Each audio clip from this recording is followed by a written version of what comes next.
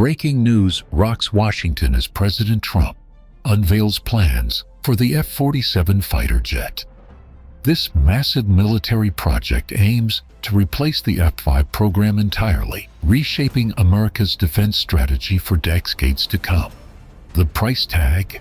A staggering portion of the $800 billion annual defense budget. Meanwhile, across the country, families struggle as social welfare programs face unprecedented cuts. Food assistance, healthcare, and education funding all shrink while the military spending soars to historic heights. Defense contractors celebrate. Wall Street analysts upgrade defense stocks. Patriots wave flags. But behind closed doors, Pentagon officials whisper concerns about the project's feasibility, timeline, and true intentions. Military experts question whether the F-7 represents genuine innovation or simply political theater at taxpayer expense. Blood pressure rises in Congress as partisan lines form. Defense hawks champion the F-47 as essential for national security. Budget hawks warn of financial disaster. And everyday Americans, they're caught in the crossfire of competing narratives, wondering if this new fighter jet will protect their future or bankrupt it. Across the northern border, relationships freeze over. President Trump declared the U.S.-Canada border artificial during a rally in Michigan. His suggestion that Canada should become America's 51st state sent shockwaves through diplomatic channels worldwide. Canada is basically America anyway, Trump stated to cheering crowds. They just need to admit it and to fight us officially. Canada's response proved swift and severe.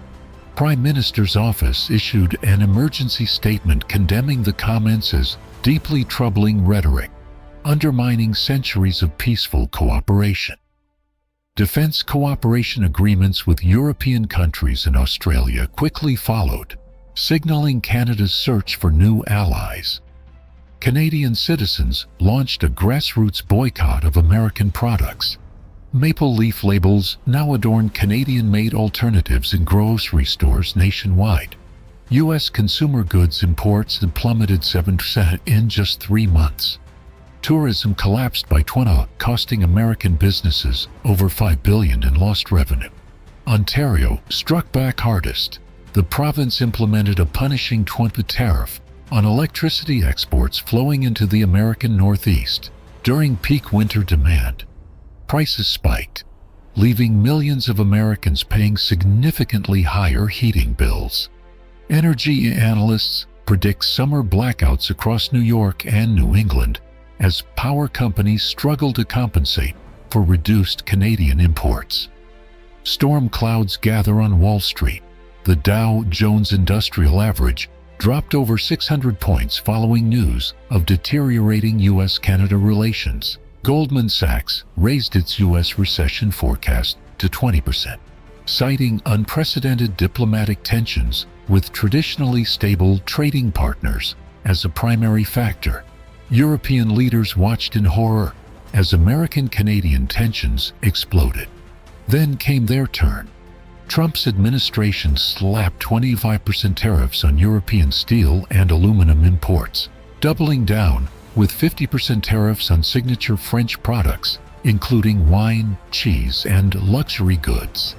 French president's response echoed through the halls of the European Parliament.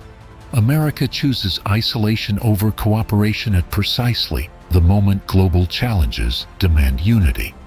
European Commission launched retaliatory measures targeting American agricultural exports, technology products, and cultural imports.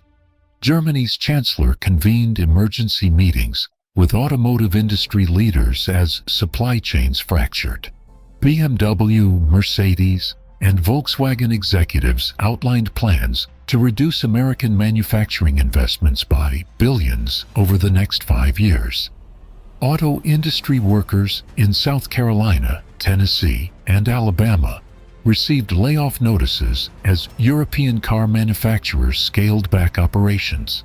Financial markets reeled worldwide. Tokyo's Nikkei index fell 4% overnight, London's FTSE dropped 3% by midday trading. Global investors fled to traditional safe havens like gold and government bonds, driving yields to historic lows and metal prices to record highs. Media outlets across China covered America's trade wars extensively, with state television emphasizing American diplomatic isolation and the end of U.S.-led global order. Behind the scenes, Chinese diplomats launched charm offensives throughout Europe, Canada, and Mexico, offering favorable trade terms to nations wounded by American tariffs. Strange contradictions emerged from Washington. While imposing punishing tariffs on allies, Trump simultaneously praised international cooperation during the annual UN General Assembly. America seeks friendship with all nations willing to respect fair trade, he declared, even as his administration prepared another round of import restrictions. White House staff offered conflicting explanations. Press secretary insisted the tariffs represented temporary negotiating tactics. Treasury Secretary called them permanent corrections to unfair trade imbalance. Defense Secretary remained conspicuously silent when asked about military implications of deteriorating relationships with NATO allies. Markets whipsawed daily. Morning announcements of tariff reductions sent stocks soaring, only to crash hours later when presidential tweets contradicted official policy statements. Trading algorithms struggled to interpret conflicting signals, creating flash crashes and sudden rallies that left human investors bewildered. Everyday Americans faced practical uncertainties. Would Canadian prescription drugs remain available? Would European vacations become unaffordable? Would imported consumer goods disappear from store shelves? News segments featured empty grocery aisles where French wines once stood, and auto dealerships with dwindling inventory of German vehicles. Economic forecasts split dramatically. Some analysts predicted American manufacturing renaissance as tariff walls forced production back to U.S. soil. Others warned of spiraling inflation, job losses, and economic stagnation as global supply chains fractured. Both groups pointed to the same economic indicators but reached opposite conclusions. Late-night comedy shows feasted on the international chaos. "Trump wants Canada as our 51st state," one host quipped. Apparently, he's tired of Mexico not paying for his wall and hopes Canadians will apologize and offer to build it themselves. Social media erupted with memes. Photoshopped images showed the American flag with a maple leaf replacing one star. Viral videos featured Americans attempting Canadian accents to prepare for the annexation.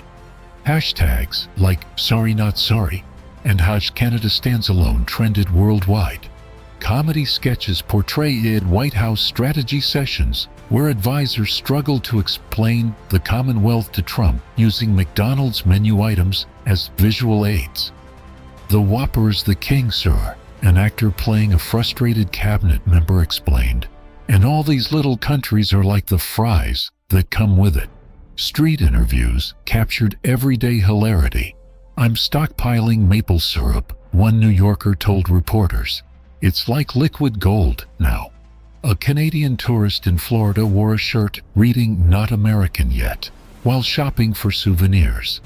Restaurant owners joked about Freedom wine replacing French varieties. Parents shared stories of confused children. "My daughter asked if we need passports to visit Grandma in Toronto now," one Michigan mom laughed. "Then she asked if we could claim Grandma on our taxes if Canada becomes a state." Chris Rock pulled no punches during his Netflix special. "Trump's a real bully," he stated flatly, "and takes Canada. Canada, the nicest neighbor anyone could ask for, and picks a fight. That's like starting beef with Tom Hanks. Who does that?" Political analysts questioned deeper motives. The BAFFLE program channels taxpayer billions to defense contractors in key swing states, noted one commentator. Following the money reveals more about this administration's priorities than any press conference. JD Vance faced particularly harsh criticism. Once portraying himself as champion of working-class Americans, critics highlighted his embrace of policies benefiting wealthy donors while harming the blue-collar voters who supported him. "The ultimate costume change," wrote one columnist, "from hillbilly elegy to elite allegiance." Former apprentice contestants running government agencies became regular targets. "America is literally being governed by reality TV rejects," one podcast host declared. "These aren't the people who won. These are the people who got fired on television and somehow failed upward into controlling nuclear codes." Division spread beyond politics into daily life. Family gatherings turned tense when trade policies arose in conversation. Workplace water cooler talk became minefields of political tension.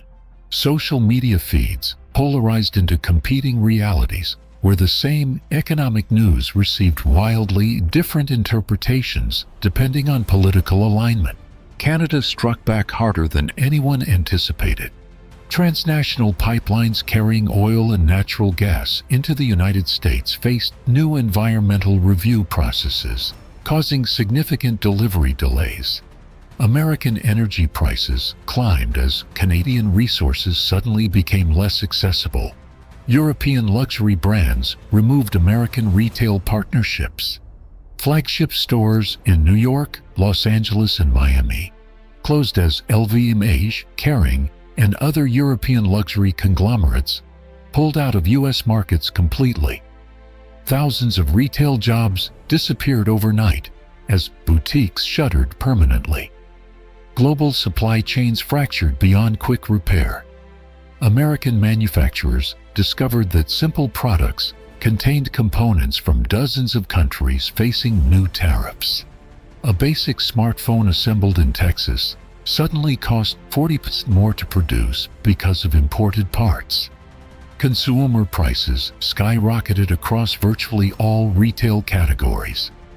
Commonwealth countries unified against American pressure.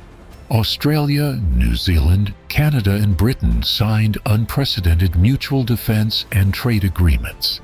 Singapore, India, and other Commonwealth nations joined expanded arrangements covering nearly 2 billion global consumers, a market explicitly positioning itself as an alternative to American economic influence. Trump's Commonwealth comments backfired spectacularly. Rather than American entry into the organization, his statements catalyzed its transformation into a more cohesive economic bloc, explicitly designed to counterbalance U.S. trade policies. The King's diplomatic tour of Commonwealth nations was interpreted worldwide as building coalition against American economic aggression. Internal documents leaked to journalists revealed the shocking truth behind tariff calculations. Rather than comprehensive economic analysis, tariff percentages were determined by simplistic formulas based primarily on presidential popularity ratings in affected states. Economic advisors cringed during closed-door testimony. When asked about long-term strategic goals of the tariff program, one former cabinet member confessed, "There was no strategy beyond immediate headlines and base mobilization. The numbers were literally chosen for their emotional impact, not their economic effectiveness."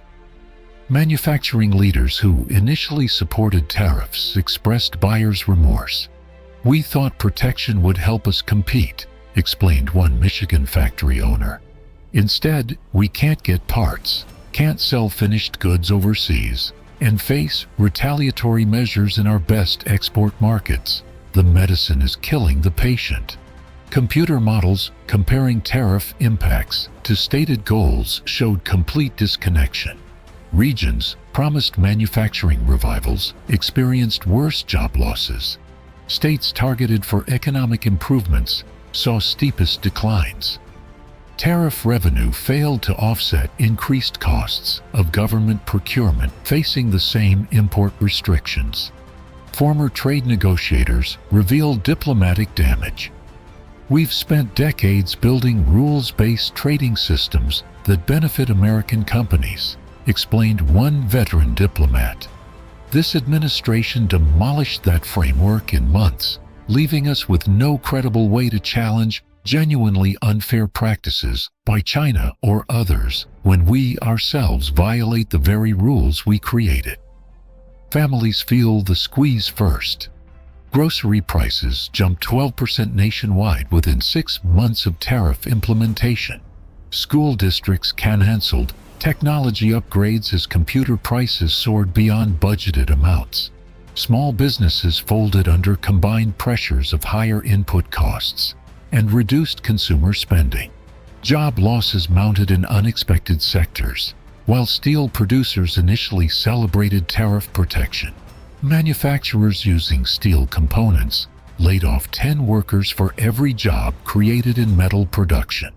Tourism industry shed hundreds of thousands of positions as international visitors chose alternative destinations. Retail sector declared itself in silent depression as consumer spending retracted. Stock market analysts coined term Trump slump to describe the 10% market decline following tariff expansions. Retirement accounts lost trillions in cumulative value. Financial advisors recommended defensive portfolio adjustments normally reserved for pre-recession periods. CEO letters to shareholders turned unusually political. Government trade policies now represent our single greatest market risk, wrote one Fortune 100 leader. Regulatory uncertainty exceeds all normal business challenges combined, stated another.